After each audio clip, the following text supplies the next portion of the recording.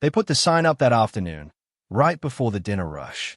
A brass plaque, screwed into dark wood paneling, the letters neat and proud. This section is reserved for top clients. The way the host read it, you could hear the word they meant, even if they didn't say it out loud. The dining room at Le Chain shimmered with glass and soft light. Hand-blown pendants hung like drops of honey from the ceiling. Tables dressed in white, cut crystal. The smell of garlic and butter drifting out from the kitchen doors. A place that liked to show off, but in a way that pretended it wasn't showing off. Near the windows, where you could see the city's towers catching the last orange line of the sun, a half-circle of high-back booths curved around the room, leather smooth and dark. That was where the plaque sat, polished and shining, exactly at eye level when you walked up. Henry noticed at the moment the host's stand came into view. He paused, his cane clicking softly on the marble.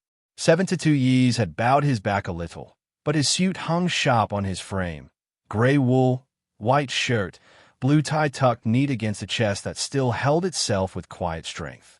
His beard, white and close-cut, framed a mouth that looked like it had forgotten how to frown.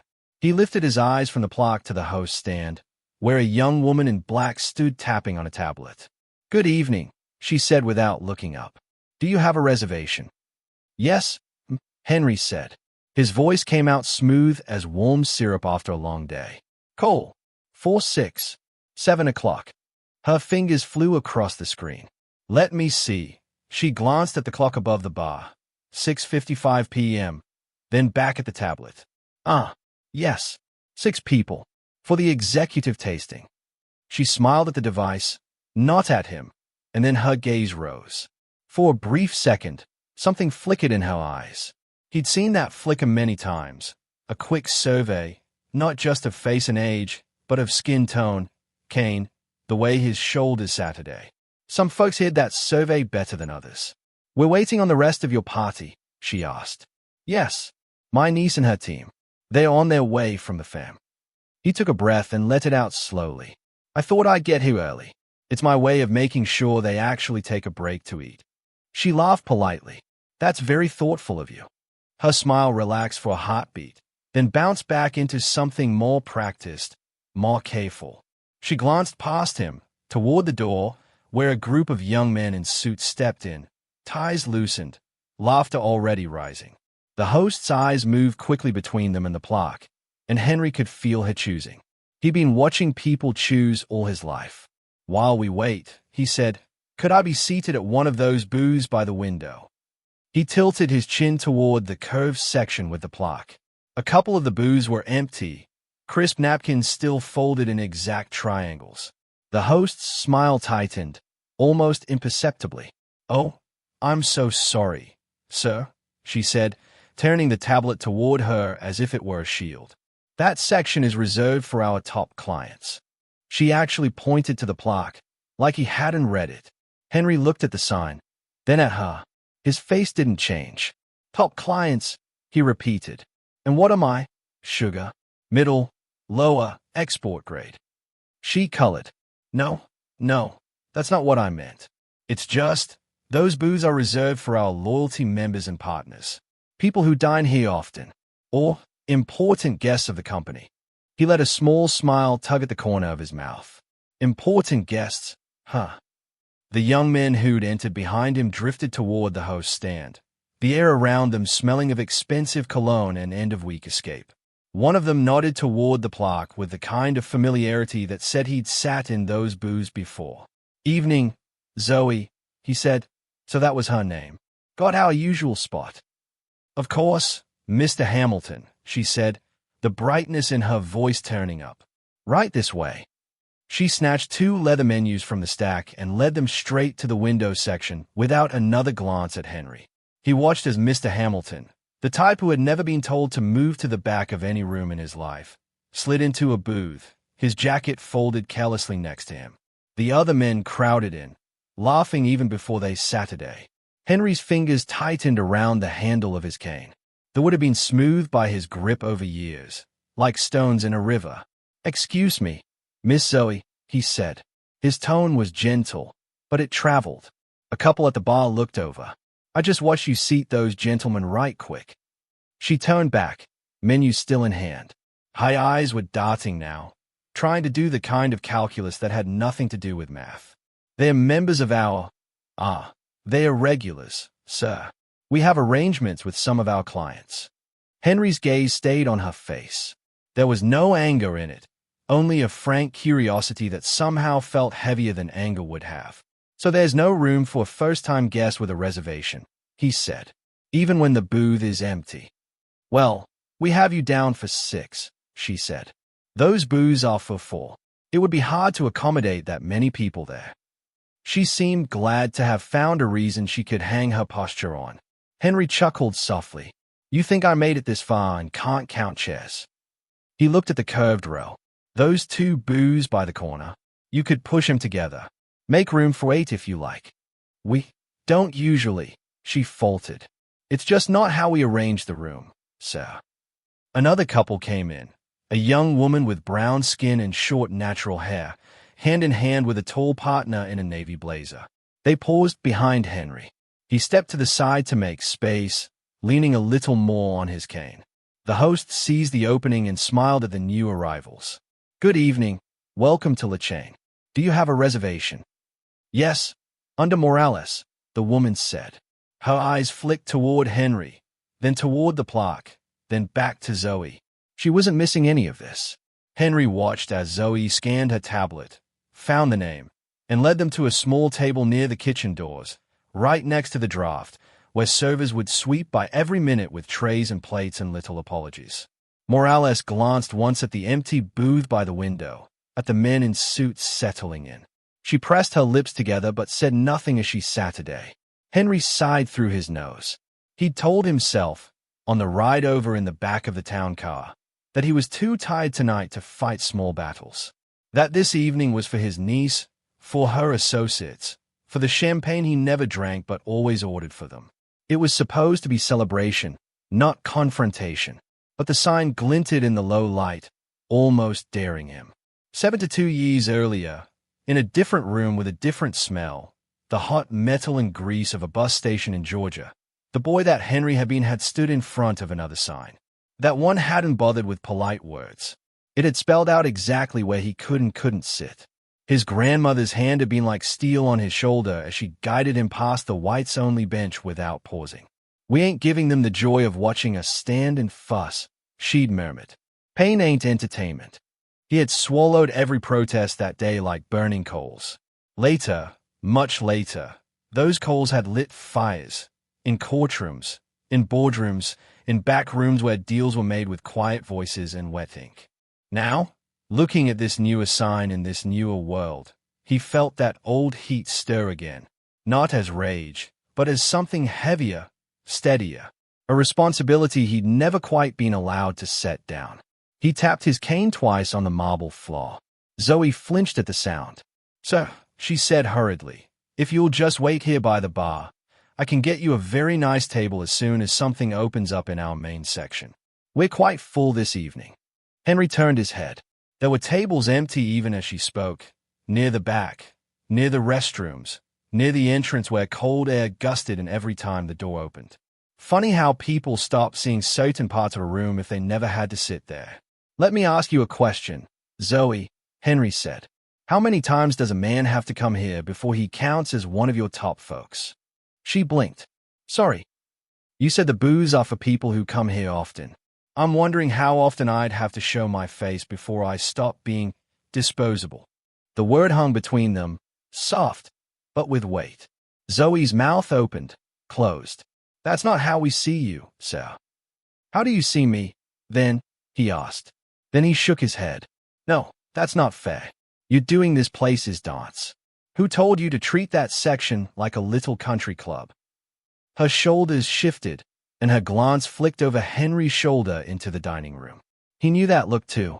Someone was watching her. She was afraid to slip. "Mr. Wade prefers that we keep that area for regular patrons," she said finally. "He says it helps maintain our brand." "Mr. Wade," Henry repeated. "And Mr. Wade is our general manager." Henry's smile returned, faint but very certain. "Would you be so kind as to call him for me, please?" Zoe hesitated. A muscle ticked in her jaw. He's very busy right now. So am I, Henry said. His phone buzzed in his inner pocket. He pulled it out with slow care and glanced at the screen. A text from his niece. Traffic is rude. 5 minutes out. They better not start without me. Red heart hash. He tapped back. I'm not going anywhere. See you soon, and slid the phone away. Zoe stared at him for a breath, then sighed. I'll see if it's available, she said. Can I get you something from the bar while you wait? Water's fine, Henry replied. With a slice of lemon, if you don't mind. Of course. She waved a bartender over and murmured a request, then vanished into the dining room. Henry leaned lightly on his cane, letting the live murmur of the restaurant wash over him. Silverware chiming, low voices, a laugh here, a protest there. Inside that sound, he could hear other rooms from other years, church basements, town halls, courtrooms, and campaign offices.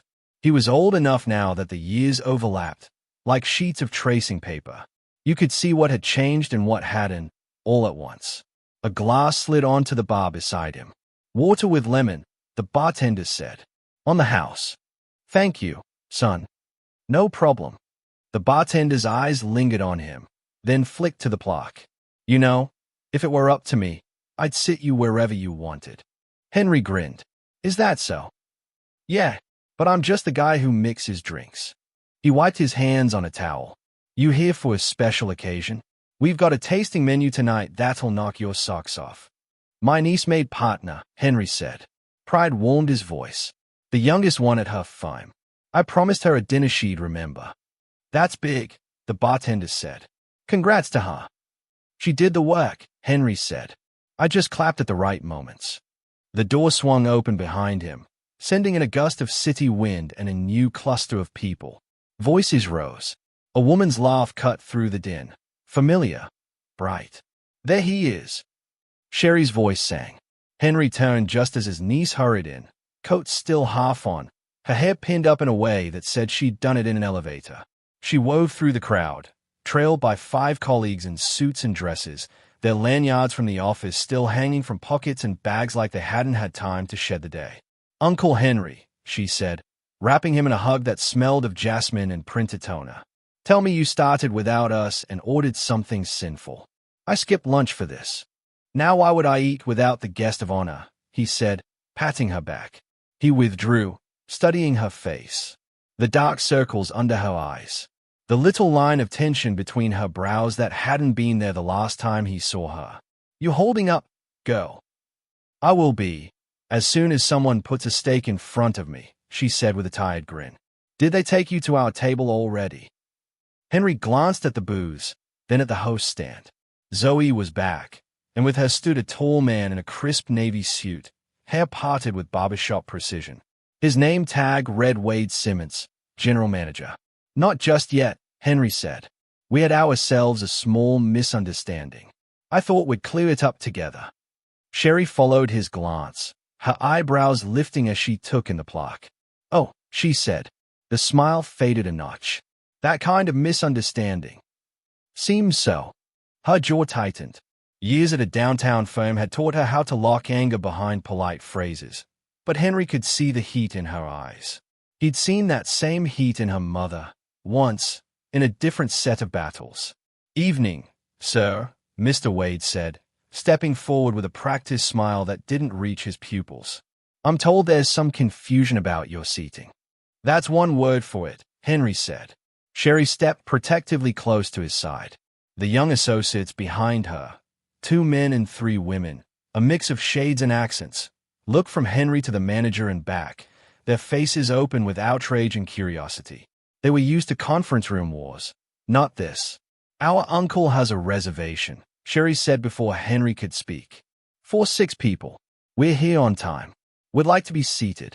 Of course, Wade said quickly. We value all our guests. Unfortunately, we're at capacity in our premium section tonight, and per our policy Your host just seated 4 men over there 10 minutes ago, Henry said. I watched them sit down. That's because they are part of our loyalty program, Wade said smoothly. They've earned certain benefits through continued patronage. I'm sure you can understand that we need to maintain consistency for our brand. Henry's eyes rested on him, calm and steady. Do you know who I am, Mr. Wade? Wade blinked once, then gave the polite laugh of a man who hears that question often. I'm afraid I don't, sir, but I'd be happy to know.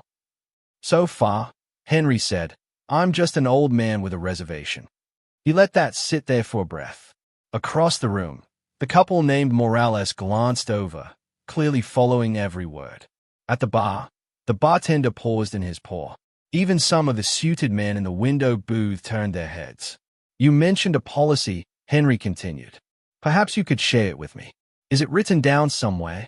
Does it say that booze with a view are only for people who look like those gentlemen there? He tipped his cane toward the group of white men by the windows, all of whom suddenly found great interest in their menus. That's not what I said, Wade protested quickly. We would never base our service on. But that's how it feels, Sherry cut in. Her voice shook just enough that only Henry noticed. To walk in and watch you seat people who came after us in the best part of the room, while you tell my uncle he has to stand here by the door and wait for whatever's left. It has nothing to do with appearances, Wade insisted. Our loyalty program. Does your loyalty program require a certain shade to join? One of Sherry's colleagues asked. She was a compact woman with bright eyes and a sharp tongue Henry already liked. Or just a certain income. Now, let's not get carried away, Wade said. His own voice was tight now. We run a professional establishment. If you would prefer to dine elsewhere, we have a signed contract with your company, Sherry said. Our firm has booked events here for years. Our partners bring clients here. That's a lot of business for a place that doesn't see us when it counts. Wade's smile slipped for a second. I'm sure we can work something out, he said, softer. We have a lovely table in the main section, and I can send over complimentary appetizers for your party. Henry looked at the glass of water in his hand. The slice of lemon floated near the rim. Tiny bubbles clung to the ice. He thought about how many times in 72 years someone had tried to hand him something on the house in place of something that mattered more. He set the glass down, very gently. Mr. Wade, he said. I asked if you knew who I am. You said you didn't. That's all right. This is a big city. Folks pass each other all the time without knowing whose toes they're stepping on. From his inner pocket, he took out a leather wallet. Not the flimsy one he used for day-to-day things, but the heavy one he brought out when something needed to be shown, not just said. He opened it, took out a single card, and offered it to Wade. The manager hesitated, then accepted it with fingers that had suddenly lost their easy assurance. He read the card once, then again. The color drained from his face. On the card, in simple black type above a small logo of intertwined branches, were the words, Henry L. Cole, Chairman, Cole Equity Group Majority Owner, Monarch Hospitality Holdings. Underneath the logo, smaller but still very clear, Parent Company of Le Chain Restaurants. The silence that followed was thick enough to feel. Even people at other tables who had no idea what the card said felt the temperature drop a few degrees. Wade swallowed. Mr. Cole, he said, the words coming out thin. I had no idea you were coming this evening. That much is clear, Henry said mildly. I like moving around without fanfare when I can. Helps me see how things truly run. I assure you, if we'd known. Henry raised a hand, cutting him off without raising his voice. The gesture was small, but it stopped Wade mid-sentence. If you'd known, Henry said, you'd have put on your nicest smile and walked me straight to that booth, pulled out my chair, and made sure my napkin never touched the floor. That's exactly what I was hoping to avoid. He turned slightly, so his words spread into the room. He wasn't shouting, but his diction, honed through years of court arguments and board presentations, carried. I bought into this chain because I thought we could build places where anybody with the means to pay could sit wherever their reservation said, without having to wonder whether they were dressed right, spoke right, or looked right. I put my money here because I was tired of seeing our people treated as an afterthought in rooms their dollars kept open. He looked back at the plaque, then at Wade. And yet, here we are, in a room with a sign that says there's a special section for top clients. A sign your staff uses as a reason to steer certain folks away from the good seats. He smiled, and for the first time, there was iron in it. I have some questions, he said, and I'm going to ask them now. On the spot. Wade's hand shook enough that the card rustled. Feist, Henry said quietly, is this plaque your idea, or did it come from corporate? Zoe made a small, strangled sound. Wade flicked a warning glance at her, then back at Henry. It was my suggestion, he said, but it went through the usual approvals. Ah, Henry said. You suggested a sign, and how did you instruct your staff to use it? Simply to reserve that area for our loyalty members and special guests, Wade said, clinging to the phrasing like a flotation device. To enhance the experience for those who spend the most here. The most, Henry murmured. Tell me, do you or your staff track how much my niece's firm has spent in this place over the last few years? Wade's eyes darted toward Sherry. I'm not sure of the exact amount, but we are very grateful for their patronage. You will check the records in the morning, Henry said. I already know the figure. I signed the quarterly reports. I'm curious to see whether your top client section includes regular bookings like that, or only folks who look like those 4 gentlemen over there. He didn't point this time. He didn't have to. The men at the window booth stared fixedly at their menus, cheeks flushed. Wade licked his lips. Mr. Cole, I assure you, we apply our policies fairly. Zoe, Henry said softly, turning to the host. Would you mind telling the truth for a moment? Not the polished version. The one you tell your friends on break. When you see people come in like me, or like Ms. Morales there, he nodded toward the woman near the kitchen. Where do you tend to seat them? Zoe's face went pale. Her knuckles whitened around the tablet.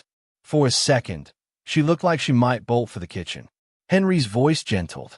I'm not looking to ruin you, child, he said. I'm trying to fix something bigger than you. But I can't fix what you won't name. Her eyes glistened. She swallowed hard. We're told that the window booths are for members and regulars, she whispered. For people Mr. Wade approves. He says our brand image depends on who sits there, that we should use our best judgment. So, when someone comes in and doesn't fit that picture, Henry repeated. Say more. She stayed at the floor. Certain clothes, she said. Certain style. Certain companies we recognize from their reservations. And, sometimes, certain faces. He never said it in those words, but we know what he means. The room had gone so quiet now that the little hiss from the open kitchen pass window seemed loud. One of the associates behind Sherry, a tall man with glasses, muttered, Jesus, under his breath. Thank you, Henry said to Zoe. That took some courage. Wade was crimson now. That is a gross mischaracterization of my instructions, he snapped. You are twisting. Henry's phone buzzed again in his pocket. Without breaking eye contact, he pulled it out, tapped a button, and set it on the host stand, speaker facing up. A crisp voice came through at once. Henry, everything all right? Evening, Rosa, Henry said. Sorry to bother you at this hour. It's never a bother, the woman on the phone replied. You sounded not like your usual patient self. I figured someone had made bad choices. That they have, Henry said. Rosa, I'm at the downtown La Chain. I've just had my first chance to see how Mr. Simmons here uses that top client's plaque he talked you into approving. On the other end, there was a rustle of paper, a quick inhale. Ah, she said. So he went through with that. I had doubts. Your doubts were justified, Henry said. I'd very much like you to hear, from his own staff, how that sign has been used to justify steering people who look like me away from the prime seats. Rosa Martinez, Chief Operations Officer of Monarch Hospitality, did not react the way Wade probably hoped she would. There was no attempt to smooth things over. No, let's discuss this Monday. Her tone went cool and professional. I'm listening, she said. Henry tilted the phone slightly toward Zoe. Would you mind repeating what you just told me, darling? Zoe's eyes were full now. She spoke in a low voice, but every word carried in the hush. She repeated what she'd said, about the instructions, about the picture, about how guests were guided according to that picture. When she finished, Her shoulders sagged like someone had taken a weight off them and replaced it with a different one. On the phone, Rosa exhaled slowly. "Thank you, Ms. Zoe," Henry supplied. "Zoe," Rosa said. "Thank you for your honesty. It won't be forgotten." Wade was sweating.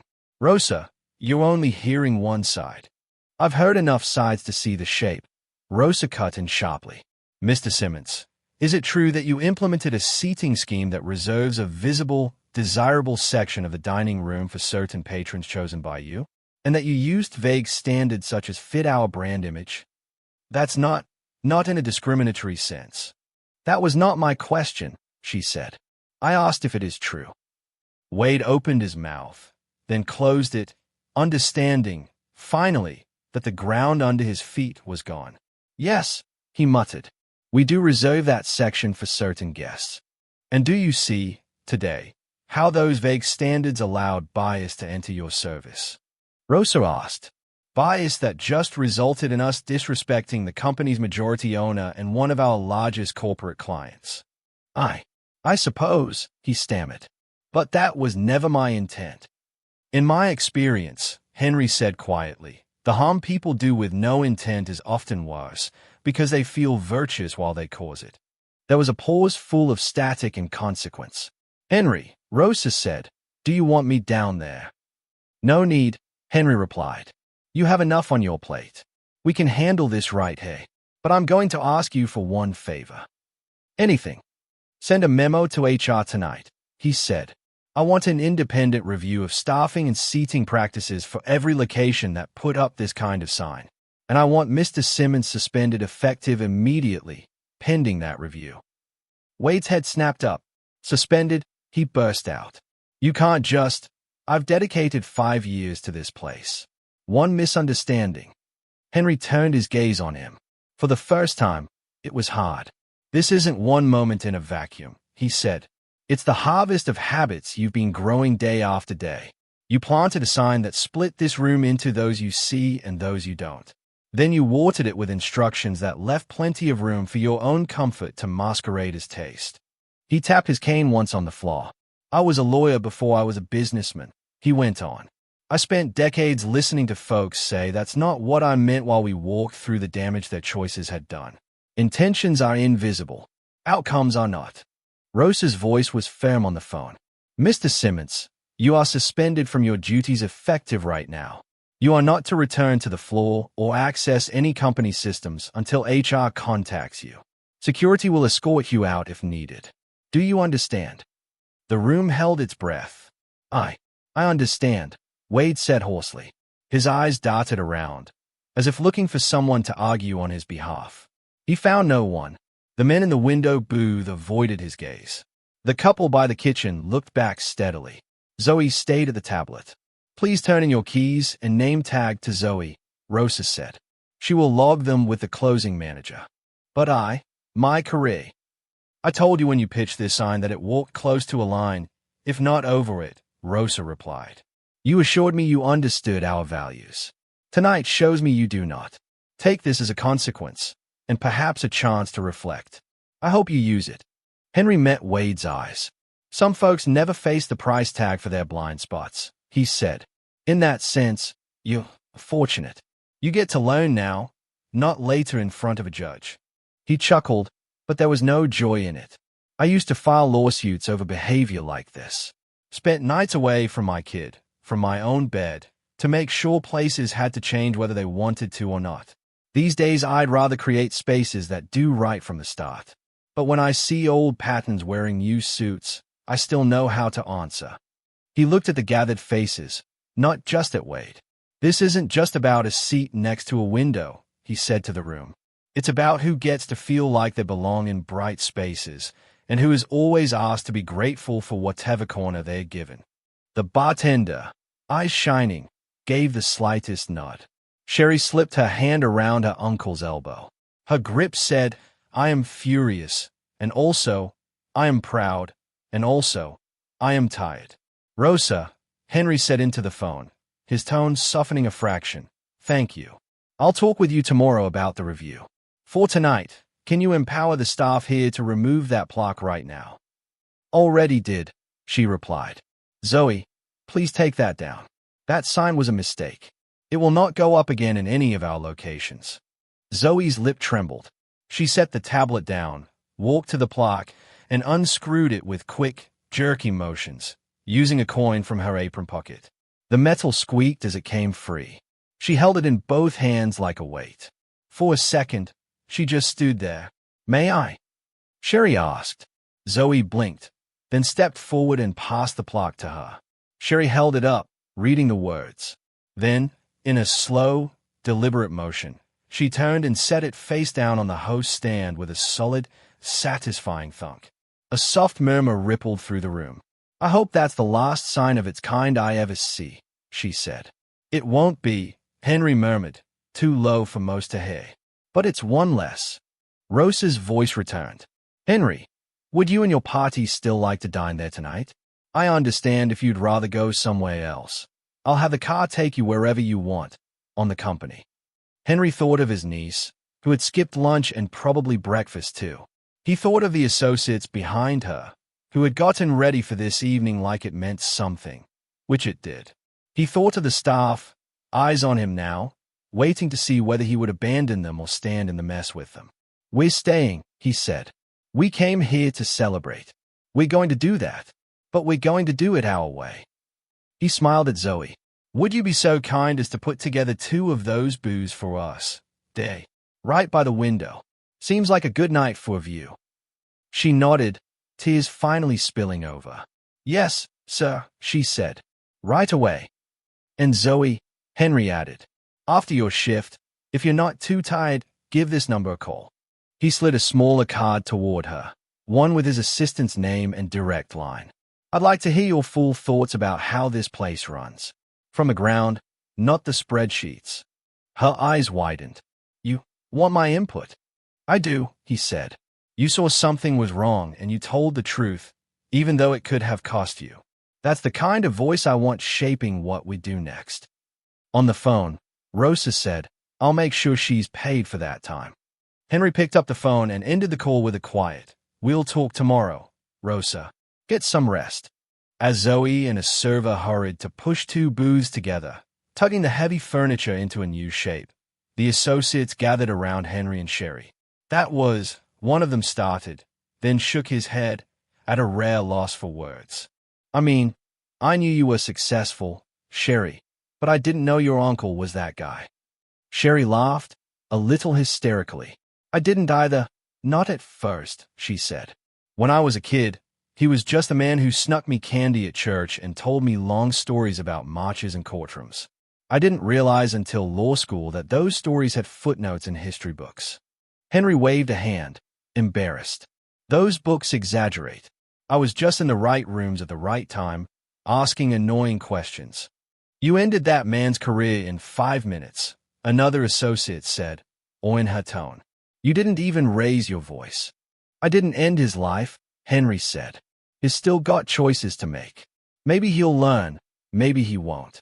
But he won't keep practicing those habits in this house. That much, I can promise you. He looked at each of them in turn. And you, he said gently, you'll see more of this than you want, in boardrooms, in hiring meetings, in who gets invited to golf and who gets stuck back at the office finishing the slide deck. That sign on the wall tonight, it's just the physical version of things people carry in their heads. You have to be brave enough to spot it and stubborn enough to change it. He took a breath, his chest expanding slowly. And while you do, don't forget to eat. Activism on an empty stomach is a young man's game. They laughed, tension easing. The booths were ready now, dressed in linen again, glasses straight, cutlery aligned like tiny soldiers. The spot by the window looked out over the city, traffic crawling like lines of red ants below. Far off, the river caught what little light remained.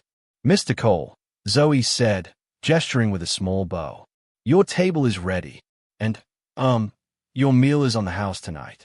For Ms. Martinez. Henry chuckled. Tell Ms. Martinez if she's going to give away my money, she might as well add dessert.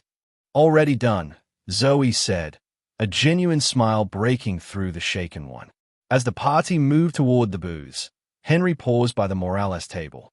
The couple looked up, surprised. I hope you'll forgive my saying so, Henry said, but I couldn't help noticing you were seated in what I'd call the splash zone. Morales laughed, startled. We were just talking about that, she said. I'm Angela. This is my partner, Jordan. Nice to meet you both, Henry said. If you'd like, I can ask them to move you somewhere better now that the floor plan's getting rearranged. Angela's eyes flicked to the joined booths, then back to him. You don't have to. I know, he said. That's the point. She considered for a second, then nodded. Yeah, I'd like that. Thank you. Henry turned. Zoe. She was already on her way, menus in hand. I was just coming to offer them a window table, she said. If you're amenable. Angela's partner grinned. Very amenable, Jordan said. As the staff moved them, Henry slid slowly into his own booth, the padding fan beneath him. He took the spot with the best view, because he'd earned it, and because why not? His niece took the seat beside him, one hand under the table, resting on his knee in a quiet squeeze. They ordered. The kitchen, humming with fresh energy, sent out the tasting menu in a rush of plates that steamed and smoked and sang. The bartender himself brought over a tray of sparkling wine, raising a glass with him in a silent toast. Uncle Henry, Sherry said, glass in hand. Can I ask you something? You can ask me anything, child. You know that. Eyes searched his face. How do you keep doing this? After all these years, don't you get tired of being the one who has to teach the lesson?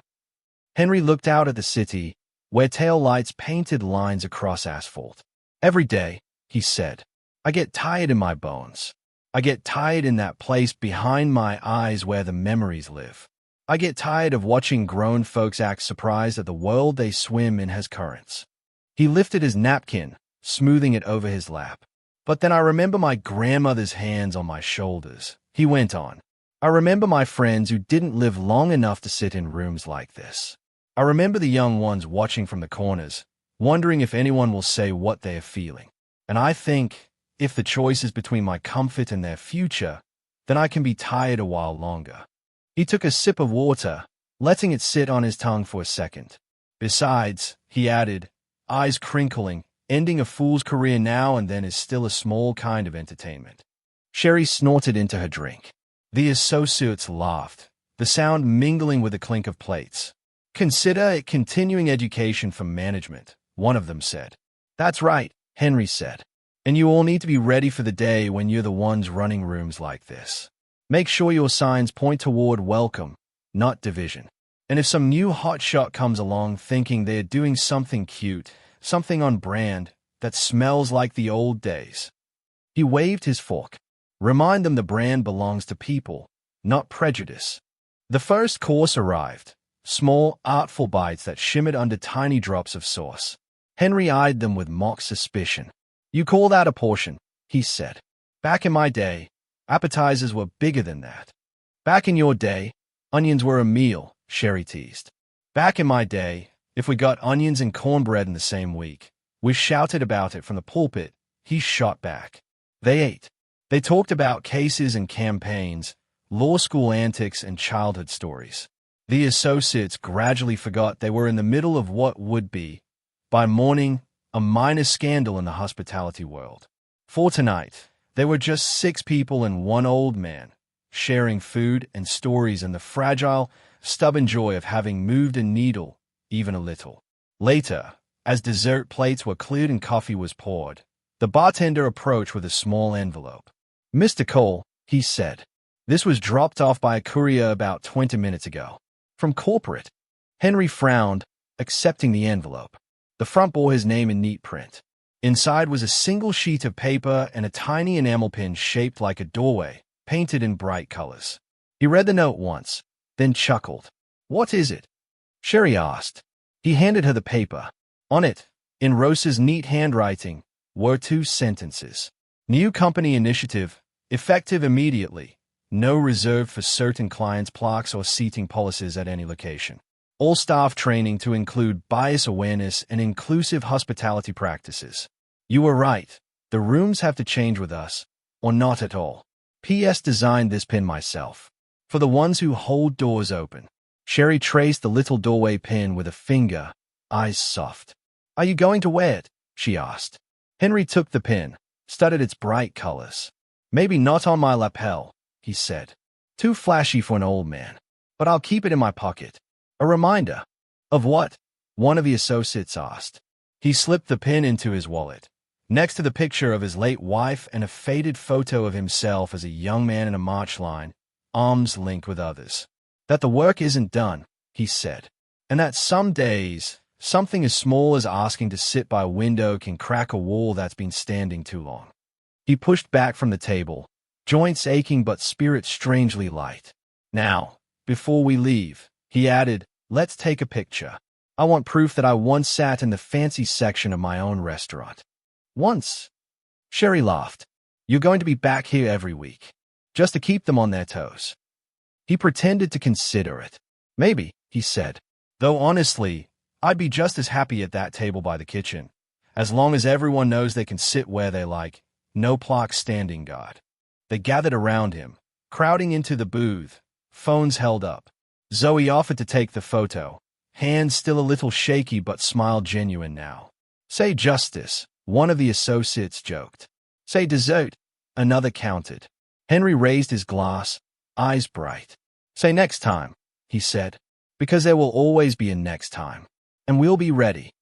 They chorused something muddled and happy, and the flash went off, capturing a moment that would live on in group chats, company slideshows, maybe even a board meeting or two.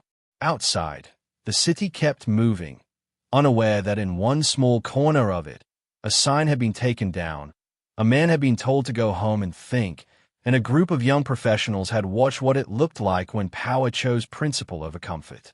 Inside, an old man gathered his cane, rose from his booth in the section once marked off for others, and walked toward the door with his family at his side. He did not look back at the empty place on the wall where the plaque had hung. He didn't have to. He'd ended a career tonight, yes. But more than that, he'd ended a practice in this house, right where it started. Tomorrow, the work would go on in emails and memos and training sessions. Tomorrow, new signs would go up, quiet ones, in handbooks and mindsets. Tonight, though, as the door swung open and cool night air brushed his face, he allowed himself one small, private satisfaction. In a world that still liked to reserve its soft seats and good views for a chosen few, he had once again pulled a chair to the center, set it down, and said, very simply, "Sit."